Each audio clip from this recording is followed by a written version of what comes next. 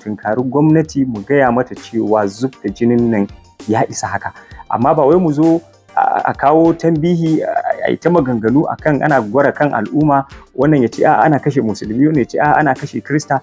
Duk wanda aka kashe a yi magana da gwamnati cewa ba a yarda ba. Babban abin da ya kamata mu duba a nan shine an ce ana kisan ƙare dangi wa wani ɓangaren addini guda ɗaya.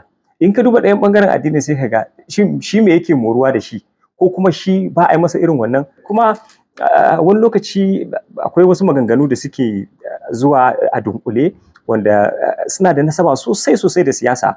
So sai ka ga yawancin mu musamman matasa ba ma iya bambance mecece magana da take kunshe domin a cimma wata manufa a ɓoye, ko kuma domin a kawar da wasu daga hankalin wasu abubuwa da suke tafiya.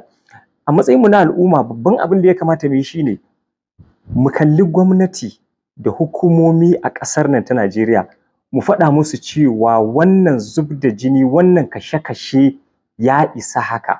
Wannan shine abin da ya kamata mu yi, ba wai mu zo mu ce ana kashe. To idan ka duba yanzu yankin Zamfara, ka duba yankin Katsina, ka duba yankin Niger, ka duba Kwara, ka duba duk wayannan yankuna, Nasarawa, in ka duba sai ga ana ta kashe-kashen nan. To su waye ake kashewa?